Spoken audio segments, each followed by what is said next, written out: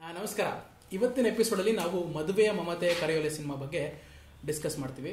ನಾನು ಮತ್ತೆ ಮುಕುಂದ್ ಸೆಟ್ಲೂರ್ ಸಿನಿಮಾ ನೋಡ್ಕೊಂಡ್ ಬಂದಿದ್ದೀವಿ. ಹಲೋ ಮುಕುಂದ್, ಸಿನಿಮಾ ರಿವ್ಯೂ ಮಾಡಕ್ ಬಂದಿದ್ದೀವಿ. ಪುಸ್ತಕ ಯಾಕೆ ಓದ್ತಾ ಇದ್ದೀರಾ? ನಾನು ಪುಸ್ತಕ ಎಲ್ಲ ಓದ್ತಾ ಇರೋದು rule book. Okay. Kannada film ಇಂಡಸ್ಟ್ರಿನಲ್ಲಿ 2 ಗಂಟೆಗಿಂತ ಸಿನಿಮಾ ಕಮ್ಮಿ ಇರಬಾರ್ದು ಅಂತ ಯಾವನಾದ್ರೂ ಹಾಕಿದ ನಾನು ನೋಡ್ಬೇಕು, ಗೊತ್ತಾಯ್ತಾ?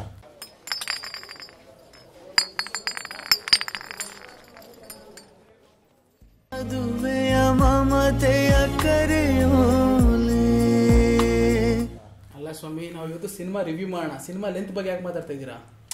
ಸಿನಿಮಾ ಲೆಂತ್ ಬಗ್ಗೆ ಮಾತಾಡ್ಬೇಕು ಅಂದ್ರೆ ಸಿನಿಮಾ ಕತೆ ಬಗ್ಗೆ ಮಾತಾಡ್ಬೇಕು. ಓಕೆ, ಆಯ್ತಾ? ಕಥೆ ಅಂದ್ರೆ ತುಂಬಾ ಸಿಂಪಲ್. ಹುಡುಗನ ಫ್ಯಾಮಿಲಿ, ಹುಡುಗಿ ಫ್ಯಾಮಿಲಿ ಕ್ಲೋಸ್ ಫ್ರೆಂಡ್ಸ್. ಆಮೇಲೆ ಏನೋ ಸ್ವಲ್ಪ ಸಣ್ಣ ಪುಟ್ಟ ಫೈಟಿಂಗು, ಆಮೇಲೆ ಫೈಟಿಂಗಿಂದ ಬ್ರೇಕಪ್ ಇಂದ ಪ್ಯಾಚಪ್ ಆಗ್ತಾ ಇರೋಂಗೆ ಇನ್ನೊಂದು ಮದುವೆ ಲಾಕಪ್ಪು. ಹಿಂಗೆ ಫಿಲಮ್ ಕತೆ ಇರೋದು. ಸೊ ಫಿಲಮಲ್ಲಿ ಸಖತ್ತಾಗಿರೋ ಕತೆ ಇದೆಯಾ ಅಂತ ಕೇಳಿದ್ರೆ ಇಲ್ಲ ಅಂತೀನಿ. ಫಿಲಮ್ ತೀರಾ ಹೋಪ್ಲೆಸ್ಸಾ ಅಂತ ಕೇಳಿದ್ರೆ ಅಷ್ಟೊಂದು ಹೋಪ್ಲೆಸ್ ಅಲ್ಲ, ಸ್ವಲ್ಪ ಹೋಪ್ ಇದೆ.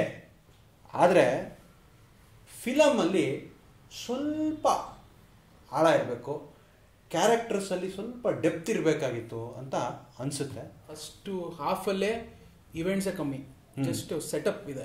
ಸೊ ಹಾಗಾಗಿ ನೀವು ಆ ಲೆಂತ್ ಕಮ್ಮಿ ಮಾಡ್ಬೋದು ಅಂತ ಹೇಳ್ತಾ ಇದ್ದೀರಾ? ಹೌದು. ನನ್ಗೆ ಯಾಕೋ ಫಸ್ಟ್ ಹಾಫಲ್ಲಿ ಇದು ಇಂಡಿಯಾ ಸೌತ್ ಆಫ್ರಿಕಾನಲ್ಲಿ ಟೆಸ್ಟ್ ಮ್ಯಾಚ್ ಉಳ್ಸಕ್ಕೆ ಒಂದ್ ದಿವಸ ಫುಲ್ಲು ರನ್ ಹೊಡಿದಿರಾ ಬ್ಯಾಟಿಂಗ್ ಮಾಡಲ್ಲ, ಹಂಗಿತ್ತು. ಒಂದು ಹುಡುಗ ಒಂದು ಹುಡುಗಿ ಇದ್ರೆ ಅವ್ರ ಅಪ್ಪ ಅಮ್ಮ ಮದುವೆ ಮಾಡಿಸ್ಬಿಡ್ತಾರೆ ಅನ್ನೋದು ಎಲ್ಲಿ ಅವರು ಅಂದ್ರೆ ಒಂದು ಸಿನಿಮಾನಲ್ಲಿ ಎಲ್ಲ ಡೀಟೇಲ್ ಆಗಿ ತೋರ್ಸಕ್ಕಾಗಲ್ಲ. ಹುಡುಗ ಕೆಲಸ ಮಾಡ್ತಿದ್ದಾನ, ಸ್ಟೂಡೆಂಟಾ ಅಥವಾ BBMP ನಲ್ಲಿ ಕಸ ಗುಡಿಸ್ತೀನಿ ಎಂಥದ್ದು ತೋರ್ಸಲ್ಲ ಅದರಲ್ಲಿ. ಸೊ ಅಲ್ಲೇನು ನನಗೇನು ಡೆಪ್ತ್ ಕಾಣಿಸಲ್ಲ. ಓಕೆ, ನಾನು ನೋಡಿರೋ ಪ್ರಕಾರ ತೀರಾ ಸರಳವಾದ ಕತೆ. 2 ಅನ್ಯೋನ್ಯವಾದ ಫ್ಯಾಮಿಲಿ ಇದ್ದಾರೆ ಅಂತ ಎಲ್ಲ ಬಾಯಲ್ಲಿ ಹೇಳ್ಸ್ಬಿಟ್ಟಿದ್ದಾರೆ. ಆ ಅನ್ಯೋನ್ಯತೆ ನಮಗೆ ಆ ಸ್ಕ್ರೀನ್ ಮೇಲೆ ಆಗಲಿ ಕಾಣಲಿಲ್ಲ, ಕೇವಲ ಡೈಲಾಗ್ಸ್ ಅಲ್ಲಿ ಕೇಳಿಸ್ತು. ಆ ಅನ್ಯೋನ್ಯತೆ ನಿಜವಾಗ್ಲೂ ಎಸ್ಟಾಬ್ಲಿಷ್ ಆಗಿದ್ರೆ, ಆ ಪಾತ್ರಗಳಲ್ಲಿ ಕಾಣಿಸಿದ್ರೆ ಆಡಿಯನ್ಸ್ಗೆ ಜಾಸ್ತಿ ಕನೆಕ್ಟ್ ಆಗೋ ಸಾಧ್ಯತೆ ಇತ್ತು ಅಂತ ನನಗೆ. ಬಟ್ ಮೇ ಬಿ ನಿರ್ದೇಶಕರ ಇನ್ಎಕ್ಸ್ಪೀರಿಯನ್ಸ್ ಇರ್ಬೋದು, ಫಸ್ಟ್ ಫಿಲ್ಮು, ಅದರಿಂದ ಆಗಿರ್ಬೋದು. ಸಿನಿಮಾ ಪಾಸಿಟಿವ್ಸಿಗೆ ಬರೋದಾದ್ರೆ ಕೆಲವು ಕಾಮಿಡಿ ಸೀನ್ಸ್ ಚೆನ್ನಾಗಿ ಎಕ್ಸಿಕ್ಯೂಟ್ ಆಗಿದೆ, ಮತ್ತು ಕೆಲವು ಕ್ಯಾರೆಕ್ಟರ್ಸ್ ಇದೆ. ಫೇಸ್ಬುಕ್ ಅಬ್ಸೆಷನ್ನು ಅದೆಲ್ಲ ಚೆನ್ನಾಗಿದೆ, ಮತ್ತು ಒಂದು ಹಾಡು ಹೇಳೋ ಪಾತ್ರ ಇದೆ, ಅದೆಲ್ಲ ಚೆನ್ನಾಗಿದೆ. ಹಾಡು ಒಂದೆರಡು ಚೆನ್ನಾಗಿದೆ, ಪಿಕ್ಚರೈಸೇಷನ್ ಚೆನ್ನಾಗಿದೆ. ಬಟ್ ಸ್ಟಿಲ್ ಎಲ್ಲೋ ಒಂದು ಕಡೆ ಕನೆಕ್ಟ್ ಆಗಿಲ್ಲ ಅನಿಸ್ತು. ಅದಕ್ಕೇನಾದ್ರು ರೀಸನ್ ಇದೆಯಾ? ಇಲ್ಲ, ನನಗೆ ಇದು ಕನೆಕ್ಟ್ ಆಗದೆ ಇರೋಕ್ಕೆ ತುಂಬ ಒಂದು ಮುಖ್ಯ ಕಾರಣ ಇದೆ. ನಮ್ಮ ಒಂದು ಎನ್ವಿರಾನ್ಮೆಂಟ್ ಇದೆಯಲ್ಲ, ಅಥವಾ ನಮ್ಮ ಒಂದು ಪರಿಸರ ಇದೆಯಲ್ಲ, ಆ ಪರಿಸರಕ್ಕೆ ಹೊಂದಾಣಿಕೆ ಆಗುವಂಥ ಲೊಕೇಶನ್ ಆಗಲಿ ಅಥವಾ ಬಟ್ಟೆಗಳಾಗಲಿ ಅಥವಾ ಒಂದು ಹಾವಭಾವಗಳಿರಲಿ, ಅದು ಯಾವುದೂ ಹೊಂದಲಿಲ್ಲ. ಉದಾಹರಣೆಗೆ ಈಗ ಒಂದು RTO ಇನ್ಸ್ಪೆಕ್ಟರ್ ಇದ್ದರೆ ಅಥವಾ ಒಂದು ರಿಟೈರ್ಡ್ ಪ್ರಿನ್ಸಿಪಲ್ ಇದ್ದರೆ ಅವನು 4 ಕೋಟಿ ವಿಲ್ಲಾನಲ್ಲಿ ಇರೋಕ್ಕಾಗತ್ತಾ? ಮತ್ತು ನೀವು ಆ ಹೀರೋಯಿನ್ ಧರಿಸೋ ಬಟ್ಟೆಗಳಾಗಲಿ ಅಥವಾ ಇವರು ಧರಿಸೋ ಬಟ್ಟೆಗಳಾಗಲಿ ಅದೆಲ್ಲ ಒಂಥರ ಒಂದು ಕರಣ್ ಜೋಹರ್ ಥರ ಒಂದು ಎಕ್ಸಾಗರೇಟೆಡ್ ಪೇಸ್ಟಲ್ ಶೇಡು ಅಥವಾ ಸಾಫ್ಟ್ ಶೇಡ್ಸ್ ಕೊಟ್ಟಿರೋದ್ರಿಂದ ನಮಗೆ ಪಾತ್ರಗಳು ಯಾವುದು ತಟ್ಟಲ್ಲ. ಅಂದರೆ ನಮ್ಮ ಒಂದು ಪರಿಸರ ಅಥವಾ ನಾವು ದಿನನಿತ್ಯದ ಬಳಕೆಯಲ್ಲಿ ಅಥವಾ ದಿನನಿತ್ಯದ ವಾತಾವರಣ ಇದೆಯಲ್ಲ, ಆ ವಾತಾವರಣಕ್ಕೆ ಯಾವೂ ಮುಟ್ಟಲ್ಲ. ನೀವು ಗಮನಿಸಿ ನೋಡಬೇಕು, ಯಾವುದೇ ಒಂದು ಒಳ್ಳೆ ಕಮರ್ಷಿಯಲ್ ಫಿಲ್ಮ್ ಆದರೂ ಅದು ನಮ್ಮ ಪರಿಸರಕ್ಕೆ ತಟ್ಟೋ ಅಂತಹ ಒಂದು ಇದಿರುತ್ತೆ. ನನಗೆ ಕನ್ನಡದ್ದು ಇವಾಗ ಫಾರ್ ಎಕ್ಸಾಂಪಲ್ ಮುಂಗಾರು ಮಳೆ ತಗೊಂಡ್ರೆ, ಅಂದರೆ ಅಲ್ಲಿ ತುಂಬ ಚೆನ್ನಾಗಿ ಎಸ್ಟಾಬ್ಲಿಷ್ ಆಗಿದೆ ಅದು. ಅಂದರೆ ಒಂದು ದೊಡ್ಡ ಕುಟುಂಬದ ಅಥವಾ ಒಂದು ಸ್ವಲ್ಪ ದುಡ್ಡು ಕಾಸಿನ ಒಂದು ಭದ್ರತೆ ಇರುವಂಥ ಕುಟುಂಬದ ಕತೆ, ಅದು ರಿಯಲಿಸ್ಟಿಕ್ ಆಗಿದೆ. ಅಥವಾ ನೀವು ಗೊಂಬೆಗಳ ಲವ್ ತಗೊಂಡ್ರೆ ಆ ಸಿನಿಮಾನಲ್ಲಿ ಕೂಡ ತುಂಬ ರಿಯಲಿಸ್ಟಿಕ್ ಆಗಿ ಸೆಟಪ್ ಇದೆ. ಅಥವಾ ನೀವು ಉಳಿದವರು ಕಂಡಂತೆ ತಗೊಂಡ್ರು ಸಿನಿಮಾ ತುಂಬ ರಿಯಲಿಸ್ಟಿಕ್ ಸೆಟಪ್ ಇರೋದ್ರಿಂದ ನಮಗೆ ತಟ್ಟುತ್ತೆ film. Even latest blockbuster Rangitaranga ಕೂಡ ಪಾತ್ರಗಳು ಅದೇ ಲೊಕೇಶನ್ ಇಂದ ಬಂದಿದ್ದು ಅಂತ ಕಾಣಿಸುತ್ತೆ. ಹೌದು.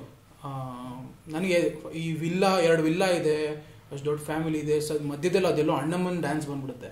ಇಂಪಾಸಿಬಲ್ ಬೆಂಗಳೂರಲ್ಲಿ ಗೇಟೆಡ್ ಕಮ್ಯುನಿಟಿಲಿ ಅಣ್ಣಮ್ಮನ್ ಡ್ಯಾನ್ಸು ವಿಲ್ಲಾಲ್ಗಳು ಬರೋದು, ಈ ತರ ಫ್ಯಾಕ್ಟರ್ಸ್ ಇಂದ ಆ ಸಿನಿಮಾ ಎಲ್ಲೋ ಒಂದ್ ಕಡೆ ಕನೆಕ್ಟ್ ಆಗಲ್ಲ ಅಂತ. ಹೌದು, ಯಾಕಂದ್ರೆ ಇದು ತುಂಬಾ ಒಳ್ಳೆ ಪಾಯಿಂಟ್. ಯಾಕಂದ್ರೆ ಈ ತರ ಒಂದು ಇದ್ದಿದ್ರೆ ಅದು ತುಂಬಾ ಕನೆಕ್ಟ್ ಆಗೋದು. ನೀವು ಇದೆಲ್ಲ ಬಿಟ್ಬಿಡಿ ವಿಷಯಗಳು. ನಾವು ಗೌರಿ ಗಣೇಶನ ಸಿನಿಮಾ ತಗೊಳ್ಳಿ ಅಥವಾ ಗಣೇಶನ ಮದುವೆ ಸಿನಿಮಾ ತಗೊಳ್ಳಿ, ಆ ಸಿನಿಮಾನಲ್ಲಿ ಪಾತ್ರಗಳು ವಿಚಿತ್ರವಾಗಿ ನಡೆದ್ರು, ಸನ್ನಿವೇಶಗಳು ಅತಿರೇಕದಲ್ಲಿ ಇದ್ರೂ ನಮಗೆ ಸಿನಿಮಾದಲ್ಲಿ ಆ ರಿಯಾಲಿಟಿ ಇದೆಯಲ್ಲ ಅದು ನಮ್ಮ ಮನ ಮುಟ್ಟುತ್ತೆ. ಯಾಕೆಂದ್ರೆ ನಮ್ಗದು ನಮ್ಮ ಹತ್ತಿರವಾದ ನಮ್ಮ ಸಂಬಂಧಕ್ಕೆ ಉಳ್ಳಂತಹ ಒಂದು ಸನ್ನಿವೇಶಗಳದು. ಆ ಥರ ಸನ್ನಿವೇಶ ಮಾಡಿದಿರ ಬಹುಶಃ ನಾವು ಇದೇ ಜಾಗದಲ್ಲಿ ಕೂತ್ಕೊಂಡು ಈ ಸಿನಿಮಾನ ಮೆಚ್ತಾ ಇದ್ವೋ ಏನೋ ಅಂತ ನನಗೆ. ಅದೇ ಜನ ನಂಬ್ತಾರೆ, ಏನೇ ತೋರಿಸಿದ್ರು ಸ್ಕ್ರೀನ್ ಮೇಲೆ ನಂಬ್ತಾರೆ. ಆದರೆ ನಂಬುವಂಥ ಪಾತ್ರಗಳು ಮತ್ತು ನಂಬುವಂಥ ಸನ್ನಿವೇಶಗಳು ಕ್ರಿಯೇಟ್ ಮಾಡಬೇಕಷ್ಟೇ.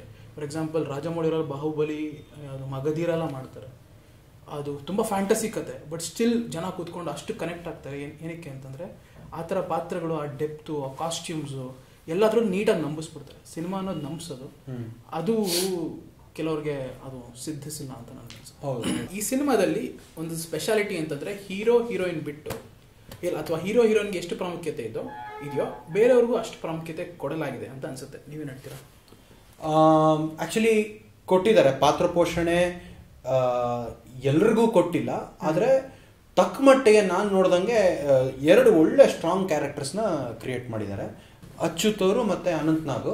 ನನಗೆ ಇದುವರೆಗೂ ಅಚ್ಯುತ್ ಅವ್ರ performance I think this is the best after his performance in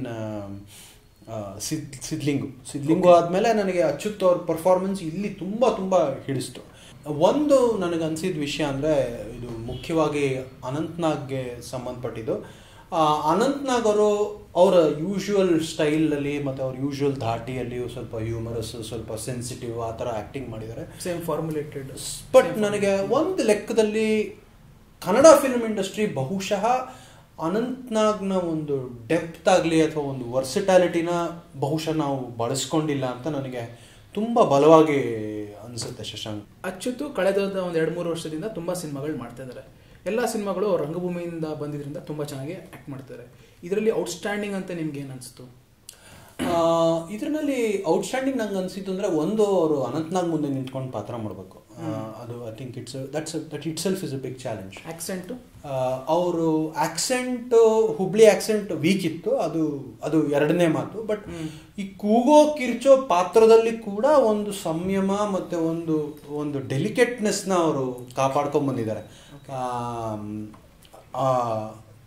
ತನ್ನ ಮಗನಿಗೆ ಗೊತ್ತಾದ ಒಂದು ಹುಡುಗಿಯ ಲಗ್ನ ಪತ್ರಿಕೆಯನ್ನು ಸ್ವೀಕಾರ ಮಾಡೋಕ್ಕಾಗಲಿ, ಅಥವಾ ಒಂದು ಮಗನಿಗೆ ಏನೂ ಸಹಾಯ ಮಾಡೋಕ್ಕಾಗಿರೋ ಅಸಹಾಯ ಪರಿಸ್ಥಿತಿನಲ್ಲಿ ನಿಂತ್ಕೊಂಡಿರೋ ಒಂದು ಶಾಟ್ ಆಗಲಿ, ಅದೆಲ್ಲ ತುಂಬ ಚೆನ್ನಾಗಿ ಮೂಡಿ ಬಂದಿದೆ. I think to my mind Achyuth and Anant Nag are actually the heroes of the film. ನೀವು ಈ ಫಿಲ್ಮ್ ನೋಡಿದ್ರಿ, ಥಿಯೇಟ್ರಲ್ಲೇ ನೋಡಿದ್ದೀರಾ, ಆಡಿಯನ್ಸ್ ರಿಯಾಕ್ಷನ್ ಹೆಂಗಿತ್ತು? ಆಡಿಯನ್ಸು ನಾನು ಅಬ್ಸರ್ವ್ ಮಾಡ್ದಂಗೆ ಖುಷಿಯಾಗಿ ಸಿನಿಮಾ ನೋಡಿದ್ರು ಅಂತ ಅನ್ಸುತ್ತೆ. ಹಾಂ, ನನಗೂ ಅಷ್ಟೇ. ಆಡಿಯನ್ಸ್ ರಿಯಾಕ್ಷನ್ ನಾನು ನೋಡಿದ ಥಿಯೇಟ್ರಲ್ಲಿ it was the audience was totally involved in the film. ಅದು ಏನು ಸೆಕೆಂಡ್ ಕ್ವೆಶನ್ ಇಲ್ಲ. ಬಟ್ ಸಿನಿಮಾ ಯಾರ್ಯಾರು ನೋಡ್ಬೋದು ಅಂತ ಒಂದು ಪಟ್ಟಿ ಮಾಡೋಣ ಶಶಾಂಕ್. ಯಾರು ನೋಡ್ಬೋದು, ಯಾರು ನೋಡಬಾರ್ದು? ಸಿನಿಮಾ ಒಂದು ಫ್ಯಾಮಿಲಿ ಎಂಟರ್ಟೈನರ್, ಫ್ಯಾಮಿಲಿ ಜೊತೆ ಹೋಗಿ ನೋಡ್ತೀನಿ, ಒಂದು ಭಾನುವಾರ ಅಥವಾ ಸೋಮವಾರ ಒಂದು ಟೈಮ್ ಪಾಸ್ ಮಾಡ್ತೀನಿ ಅಂತಂದರೆ ಒಂದು ಒಳ್ಳೆ ಸಿನಿಮಾ. ಆದರೆ ಸಿನಿಮಾ ತೀರಾ ಡೆಪ್ತಲ್ಲಿ ವರ್ಲ್ಡ್ ಸಿನಿಮಾಗಳ ನೋಡಿ ಅಪ್ರಿಷಿಯೇಟ್ ಮಾಡಿ ಅಥವಾ ಎಂಜಾಯ್ ಮಾಡೋರಿಗೆ ಈ ಸಿನಿಮಾ ಅಷ್ಟು ಮಜಾ ಕೊಡಲ್ಲ ಅಂತ ನನಗೆ ಅನ್ಸುತ್ತೆ. ಶಶಾಂಕ್, ನೀವು ಹೇಳಿದ್ದು ಸರಿ. ಈ ಮದುವೆ ಆದಮೇಲೆ ತಾಂಬೂಲದ ಥರ ಸಿನಿಮಾ ಆದಮೇಲೆ ಕಥೆ ಮತ್ತು ಪಾತ್ರ ಮನಸ್ಸಲ್ಲಿ ಉಳಿಬೇಕು. ಈ ಸಿನಿಮಾನಲ್ಲಿ ನೀವು ಈ ಸೈಜ್ ತೆಂಗಿನಕಾಯಿ ಹುಡುಕಿದ್ರೆ ನಿಮಗೆ